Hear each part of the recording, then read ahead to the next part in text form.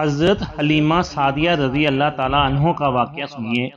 مکہ کے سنگلا پہاڑوں کے عقب میں 85 کلومیٹر مشرق کی جانب طائف کے سرسبز و شاداب وادی سے ذرا آگے بنی حوازن کا علاقہ تھا، جہاں قبیلہ بنی سعد آباد تھا۔ عرب کا یہ قدیم قبیلہ اپنی فصاحت و بلاغت اور حکمت و شیریں کلامی کی بنا پر حجاز میں معروف تھا۔ یہ لوگ نہ صرف خود فصیح و بلیغ عربی بولتے بلکہ اس زبان کے محافظ اور معلم بھی تھے۔ اسی خوبی کی بنا پر عرب کے صاحب حیثیت شہری اپنے بچوں کو ذہنی و جسمانی تربیت اور خالص عربی زبان سیکھنے کی غرض سے ایک خاص مدت تک اس قبیلے کے خواتین کے حوالے کر دیا کرتے تھے۔ یہ عورتیں سال میں 2 مرتبہ شہروں کا رخ کرتی اور نومولود بچوں کو مناسب اجرت پر اپنے ساتھ لے جاتی۔ انہی عورتوں میں ایک معزز و محترم خاتون حضرت حلیمہ سعدیہ رضی اللہ تعالیٰ عنہ بھی تھیں، جنہیں نبی آخر الزمان صلی اللہ علیہ وآلہ وسلم کو ذات میں اپنی آغوش میں رکھنے اور 2 سال تک دودھ پلانے کا شرف عظیم نصیب ہوا۔ ان کے شوہر کا نام حارث بن عبد العزا، وہ بھی قبیلہ بنی سعد ہی سے تعلق رکھتے تھے۔ حضرت حلیمہ سعدیہ رضی اللہ تعالیٰ عنہ کے بچے عبداللہ اور انسیہ اور شیمہ آن حضرت صلی اللہ علیہ وآلہ وسلم کے رضائی بہن بھائی تھے۔ حضور اکرم صلی اللہ علیہ وآلہ وسلم کو اپنی رضائی بہن شیمہ سے بے حد انسیت تھی کہ وہی آپ صلی اللہ علیہ وآلہ وسلم کو گود میں کھلاتی اور لوریاں دیا کرتی تھیں۔ حضرت حلیمہ سعدیہ رضی اللہ تعالیٰ عنہ کی کہانی خود ان کی زبانی۔ وہ فرماتی ہیں، ان دنوں ہمارا علاقہ شدید ترین قحط اور خشک سالی کا شکار تھا۔ وہ مئی کا ایک سخت گرم دن تھا کہ جب ہمارے قبیلے سے خواتین کا ایک قافلہ نوزائیدہ بچوں کے حصول کے لیے مکے کی جانب روانہ ہوا۔ اس قافلے میں شامل خواتین میں سے ایک میں بھی تھی۔ میں اپنے سفید لاغر گدی پر سوار تھی، میرا خاوند حارث دودھ پیتا بچہ عبداللہ اور میری خستہ حال کمزور اونٹنی بھی ساتھ تھی۔ میری گدی نکاہت اور کمزوری کی سبب نہایت سست رفتاری سے سفر طے کر رہی تھی، جس کی بنا پر قافلے کی سب خواتین مجھ سے عاجز تھیں۔ چنانچہ وہ سب مجھ سے پہلے مکہ پہنچ گئیں۔ انہیں سب سے پہلے حرم کعبہ کے متولی اور مکے کے سردار عبد المطلب کے گھر لے جایا گیا، لیکن انہوں نے جب بچے کے یتیم ہونے کا سنا تو خاطر خواہ انعام و اکرام نہ ملنے کے اندیشے کے پیش نظر بچہ لینے سے انکار کر دیا۔ یہاں تک کہ جب میری سواری مکہ پہنچی تو ہمارے قبیلے کی تمام خواتین بچے حاصل کر چکی تھیں۔ میں نے اپنے شوہر سے کہا، اللہ کی قسم مجھے خالی ہاتھ جانا ذرا اچھا نہیں لگتا، اور پھر اپنے شوہر کے مشورے پر اس یتیم بچے کو صرف اس بنا پر لے لیا کہ قبیلے کے لوگ خالی ہاتھ آنے کا طعنہ نہ دیں۔ حلیمہ رضی اللہ تعالیٰ عنہ کے گھر برکتوں کے ڈیرے۔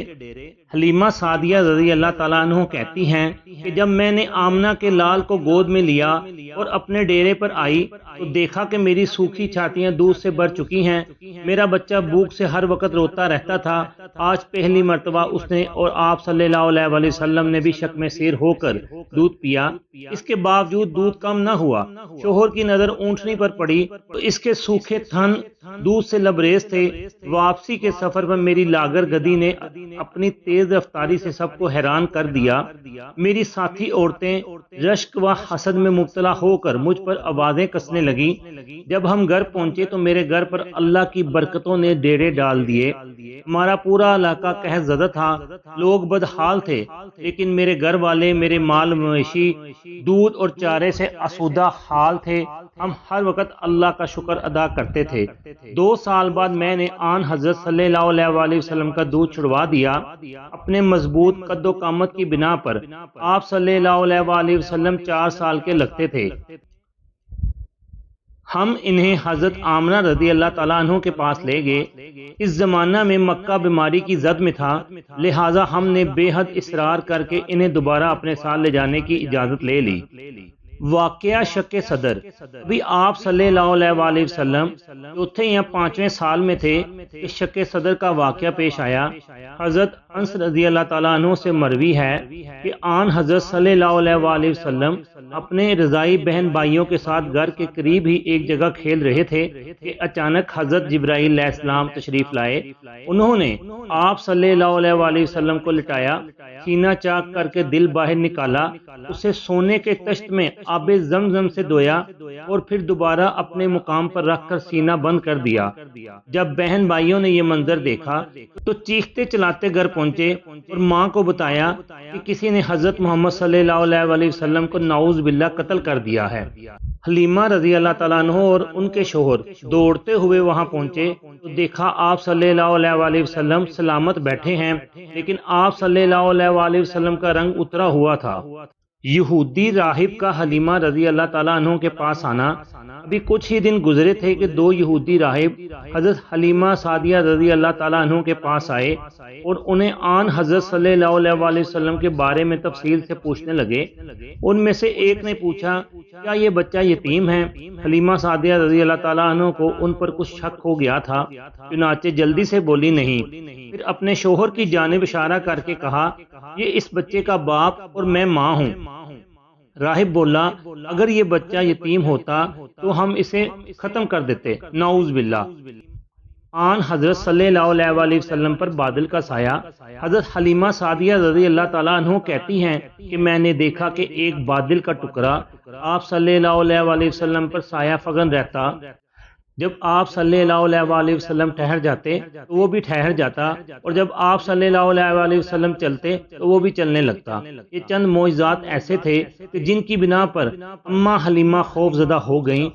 حفاظت کے پیش نظر آپ صلی اللہ علیہ وسلم کو والدہ کے حوالے کر آئیں۔ اس وقت عمر مبارک 5 سال تھی۔ رضاعت کی پاسداری حضور اکرم صلی اللہ علیہ وسلم صحابہ اکرام سے فرمایا کرتے تھے کہ میں تم سب سے زیادہ فصیح ہوں، اس لیے کہ میں قریش سے ہوں اور میری زبان بنی سعد بن بکر کی زبان ہے، جو عرب کے فصاح مشہور تھے۔ آن حضرت صلی اللہ علیہ وسلم کی جوانی میں جب آپ صلی اللہ علیہ وسلم حضرت خدیجہ الکبریٰ سے نکاح فرما چکے تھے، حضرت حلیمہ سعدیہ رضی اللہ تعالیٰ عنہ ملاقات کے لیے تشریف لائیں۔ آپ صلی اللہ علیہ وسلم نے انہیں دیکھا تو بہت خوش ہوئے اور عزت و احترام کے ساتھ حضرت خدیجہ سے ملوایا۔ حضرت حلیمہ سعدیہ رضی اللہ تعالیٰ عنہ کی خستہ حالی دیکھتے ہوئے حال احوال معلوم کیا تو انہوں نے خشک سالی اور مویشیوں کے ہلاک ہونے کے بارے میں بتایا۔ ام المومنین حضرت خدیجہ رضی اللہ تعالیٰ عنہ کو جب پتہ چلا تو انہوں نے حضرت حلیمہ سعدیہ کو 40 بکریاں اور سواری کے لیے ایک اونٹ عطا کیا جو مال و متاع سے لدا ہوا تھا۔ آن حضرت صلی اللہ علیہ وسلم نے یہ سب سامان دے کر اپنی والدہ کو رخصت کیا۔ رسول اللہ صلی اللہ علیہ وسلم ایک دن مسجد نبوی میں صحابہ کرام رضی اللہ تعالیٰ عنہ کے ساتھ مصروف گفتگو تھے کہ کسی نے اطلاع دی کہ ایک بوڑھی عورت ملاقات کے لیے آئی ہیں۔ آپ صلی اللہ علیہ وسلم نے اجازت دے دی۔ جیسے ہی آپ صلی اللہ علیہ وسلم کی بوڑھی عورت کے چہرے پر نظر پڑی تو تیزی سے اٹھے اور بولے، میری ماں کہتے ہوئے ان سے لپٹ گئے۔ پھر ان کے لیے اپنی چادر بچھائی اور انہیں عزت و احترام سے بٹھایا، ان کی خوب خاطر مدارت کی اور بہت سے تحائف کے ساتھ رخصت کیا۔ روایت میں ہے کہ آپ صلی اللہ علیہ وسلم اس وقت تک دروازے پر کھڑے رہے جب تک ان کی سواری نظروں سے اوجھل نہ ہو گئی۔ آپ صلی اللہ علیہ وسلم نے صحابہ اکرام رضی اللہ تعالیٰ عنہ کے پوچھنے پر فرمایا کہ میری وہ ماں ہیں جنہوں نے مجھے 2 سال تک دودھ پلایا اور جن کے گھر میں میں نے 5 سال کی عمر تک قیام کیا۔ قبول اسلام۔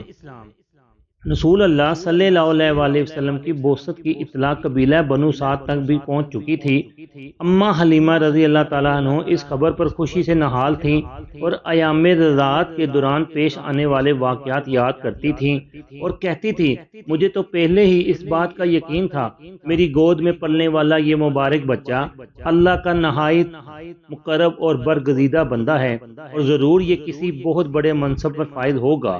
جس بچے کے دنیا میں رونق افروز ہوتے ہی رحمتوں کا نزول ہو گیا وہ ضرور پوری دنیا کے لیے رحمت ثابت ہوگا۔ اللہ کا شکر ہے کہ آج میرا وہ یقین سچ ثابت ہو گیا اور اللہ تعالیٰ نے میرے فرزند عزیز کو سب سے زیادہ بلند و بالا مقام سے نوازا، لیکن ابھی تک میں نے حضرت محمد صلی اللہ علیہ وسلم کے اس اعزاز عظیم کے بارے میں دوسروں کی زبانی سنا ہے، مگر اب مجھ سے صبر نہیں ہوتا۔ میں اس وقت تک چین سے نہ بیٹھوں گی جب تک خود ان کی خدمت اقدس میں پیش ہو کر دین محمدی نہ اختیار کر لوں، چنانچہ انہوں نے اپنے بچوں اور شوہر کے ساتھ حضور پاک صلی اللہ علیہ وآلہ وسلم کی خدمت میں حاضر ہونے کا قصد کیا، اور وہاں پہنچ کر سب مشرف با اسلام ہو گئے۔ ان میں حضرت حلیمہ سعدیہ کی صاحبزادی حضرت شیمہ بھی شامل تھیں۔ وفات: حضرت حلیمہ سعدیہ کا انتقال 8 ہجری 629 عیسوی میں 79 سال کی عمر میں مدینہ منورہ میں ہوا، اور ان کی تدفین جنت البقیع میں ہوئی۔ اللہ تعالیٰ کمی بیشی معاف کر دے۔ اس کو لائک اور شیئر کر دیں، چینل کو سبسکرائب اور فالو کر دیں۔